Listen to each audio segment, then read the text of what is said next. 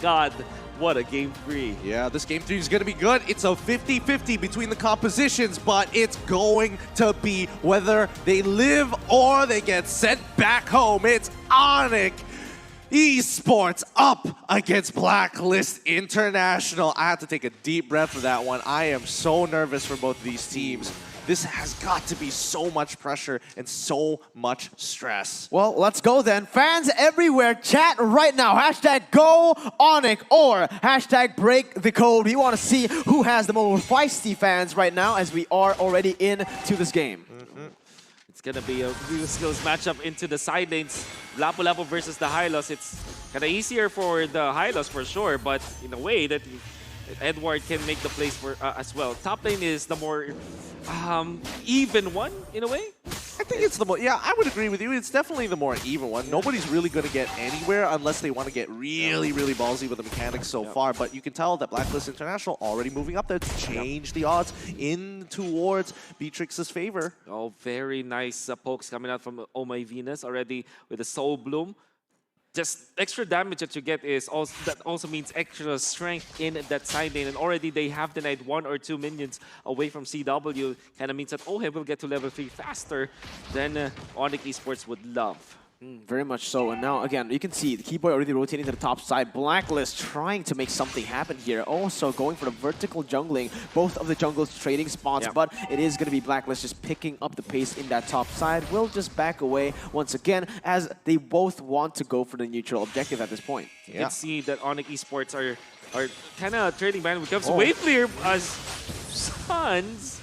Ooh, it's tough. It's really, really tough here to go for, but he does get the cancel on that feather airstrike. Could they punish onto Oh My Venus here? Thornrose is already coming up as Haji as well as Oh My Venus slowly back away. Wise now into trouble. He's lost position. Daytona's Walker is going to come down. He's trying to salvage the situation as long as possible. Edward in the back already coming as the Brave Warrior comes in with the Rage Blade. Finds the kill on towards Keyboy immediately and will be going down to the Phantom Execution. He survives a little bit longer. Kill going over to Boots. Oh, is there any more? Nope. Looks like they finally go for the reset. But CW, oh, he's looking for the opportunity to get on top of Haji. Double lane treatment for CW for a bit.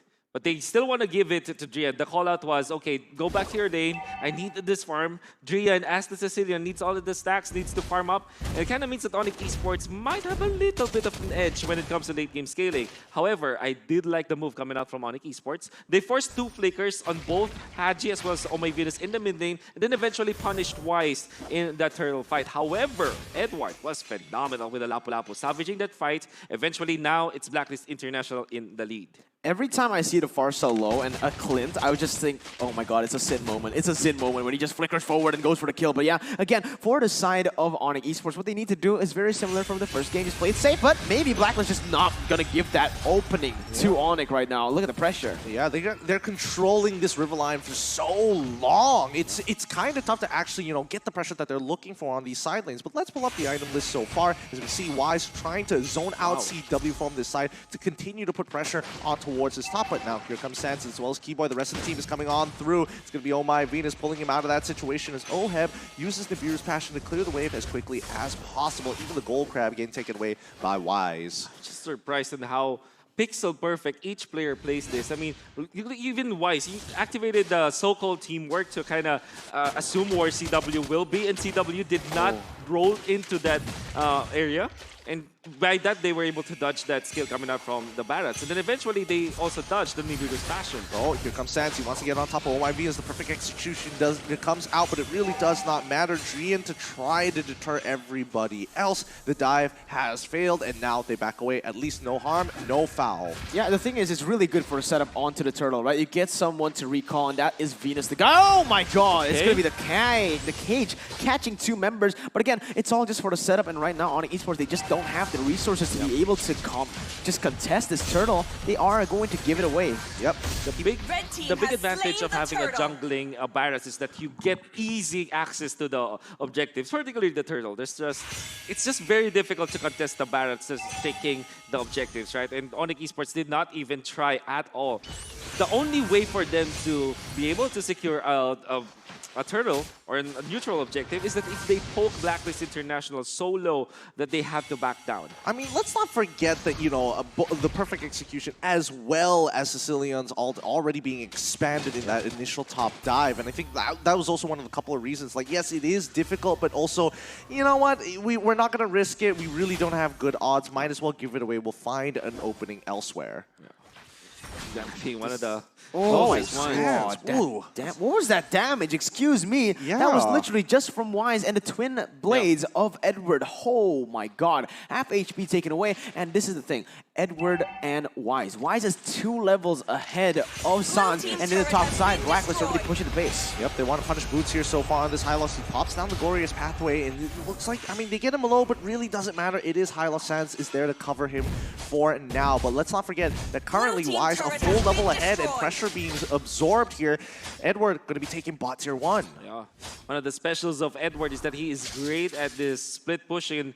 They find openings with this Lapu-Lapu. Also takes advantage of the mobility that the Lapu-Lapu has. And then, of course, layer their stun with this Edward play. So, unlike the previous games, Blacklist International are now utilizing all of their members in the early stage, 6 minutes in. I think they're also utilizing their wave clear, right? To get priority? Yeah, they are utilizing their wave clear, but again, what they need to understand right now is that they do not have the lane pressure anywhere right now, right? The thing is that mid control is just all on the hands of Blacklist International. The downside of picking the Sicilian, yes, you can scale to the late game, but in that early stage, up to the mid game, you can kind of say you're useless, right? You can't roam as fast as the far side. You can't help around anywhere on the map except for that mid lane. And even in the mid lane, you're not going to be able to do a whole lot of damage. The only thing you really provide is that cage, right? Getting the CC done, but even that is hard to land. It is very hard to land, and it's always like, okay, it's very strong when it comes to like the damage output as well as the lockdown, but can you land it? That's the problem. Yep, we're seeing Hylos already be dropping down the glorious pathway here just to ensure, draw a line in the sand, say, hey, Blacklist International, we don't want you taking our mid tier 1. We saw what happened with that. We saw what happened the last time. Better not. We're not going to make the same mistake. In game number 2, we saw Blacklist International get to 4 turtles, and it seems like it is indeed the trajectory that Blacklist International wants to go for. 91 seconds from this time means that they will get another turtle. Well, here we go. Ever engaging onto CW. Rage Blade being used as well. CW cannot get out of this. This is going to be a kill pick from Blacklist International. A little sad. And even CW, he knew that it wasn't worth flickering. Yeah, again, it was just him caught out, right? If you use a flicker, it's going to be wasted completely. Edward has already popped that ultimate. Wise has put all his resources down there. So what Onic needs to do, again, is just look for the trades constantly. Just wait for this Sicilian to become a threat. Oh, good vision. Up here comes the siege once again. Wise and as well as Haji doing a phenomenal job. But Boots is holding the lane back, making sure that this tier 1 stands tall, and he will sacrifice as much HP as possible to do so. Good shots, but you can see that Oheb, he's just slowly chipping away at it. This is illegal, man. Look, it's going to be him taking it without the minions. The mid lane turret will fall. Should not be allowed at all. Oh my god. Blacklist International, once again, 5,000 gold lead in the 8th minute of the game. Onic Esports Boots, he's able to zone away the members, but for how long? It seems like it is inevitable this time around because, again, Blacklist, very unlike the second game, they have a scaling comp as well. They have this late game, they have the pressure, and they have a very tanky front line. Yep, it's stressful. It's stressful so far, but Onic, they're playing hyper defensively here, and it's they haven't made too many crazy plays at all. And more importantly, Keyboy is making sure when he opens up the map, he's playing it. He's also stutter stepping. He's walking in, slowly pulling back just in case he gets a reaction if somebody's in the brush. You don't want to be in this position if you're the Lancet. You want to always go for the kill. So far, Sans is 0-0 and 1 because they only have 1 kill total. It's because they can't get control of the map. Oh, here we go. Another engagement comes down as they manage to back away here. Good hit as they pull back Keyboy. Oheb does not miss. Oheb on this Beatrix, 3 games in a row. This guy is on a roll. Even when in the game that they lost, they were so dominant. He was so dominant in the lane on this Beatrix. And right now, again, it is going to be a free lord for the side of Blacklist International. 9 minutes. It's the ultimate bonding experience we're talking about. And it's easy for Blacklist International to just take over the map. The vision that Blacklist International are able to get is just way too superior compared to Onic Esports, as Onic Esports cannot go deep. And this time around, their high ground only on CW and the side. Oh my God, side of Sicilian, right? So these two members only. And Drian, he hasn't scaled up to the point where he's a huge threat right now. It might be over before even it starts for Onic. That's definitely a big scary factor for all of Onic Esports fans now. They do have great late game, but will we approach late game? That's the question. Is Blacklist, they're snowballing through. They're snowballing a lot, and this is the biggest lead we've seen thus far coming in between both of the teams. 4K. Yep, it's 9K now, and it's about to be, it might even be an inhibitor if they do this right. Here comes a feather airstrike once again. Edward already going to be sacrificing his life for the greater good, as Boots already absorbing as much as he can. He still makes it out, flickers over the wall for safety. The next wave is coming in through. Perfect execution coming out from the side of Sands here. Will they survive? Can they hold it? Yes, they hold the inhibitor strong, but Ohem says, nah, false hope. I'm breaking it regardless. Oh my goodness. This Renner plays from Ohem. You know, I think that Oheb and all of the Beatrix fans out there, they might be blaming Oheb for a nerf in the next patch. This performance, it kind of asks for a nerf, right? It kind of does, but once again, they're doing it just like in Game 1 as Onyx performed against Blacklist. Now Boots going in for an engagement on top of Oh My Venus. Daytona's welcome is going to punish him here. Edward going in with the Justice Blade straight away. Rage play into the back line. They have to pull through. Holy Baptism does not get them out of that situation, but oh my goodness. Wise making sure. He finds it again. You look away for a second and blink, he's gone. Oheb with the snipes. This guy, the Filipino sniper right now. But look at this, man. This is Onic literally on their doors. This is gonna be Blacklist International. Keep on going in. And man, it is looking ferocious. It is looking like a disaster for Onic. Yep, it's not looking good at all. Sands has to use the perfect execution to get on out of there. But Boots, he's trying his very best. He can tank only so much damage, but his members need to stop getting hit by this Filipino sniper. And it does not miss. The thing is, Blacklist International are really making it so that he is activated. They really make the way so that Oheb will be in great position. They have the Lapu-Lapu as well as the Matilda to just peel through the members of Onic Esports, and Wise always makes sure that he is always near the vicinity of Oheb so that whenever Onic Esports wants to initiate, he's there for the Daytona's welcome so that he'll eventually stop the aggression for Onic Esports. And not to mention Haji as the vision provider for Blacklist International. That feathered airstrike really zones out the members of Onic Esports so much. This is big trouble for Onic Esports as 12 minutes into this game, they're down by 10K. I've brought this up before, but like when you see a 10K gold lead at this stage of the game, especially at the 12-minute mark, this is almost checkmate in a lot of situations for a lot of these great teams. I really want to see how Onic Esports holds out here as Blacklist is going to be knocking on their door. Complete disrespect. They're walking right up into the base. They want to end this quick. Here it comes.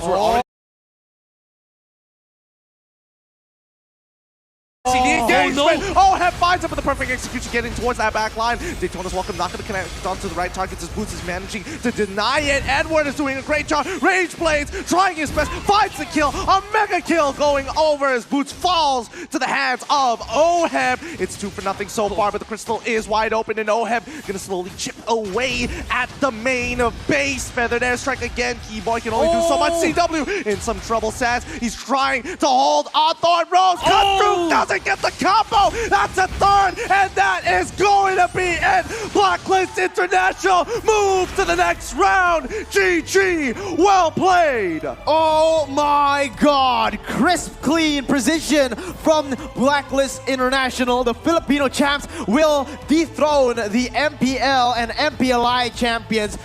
Oh my God, that was amazing, and what a match. That a match indeed. It is one hell of a game, but Blacklist have achieved their sweet, sweet retribution after their performance in MPLI. They've got the revenge.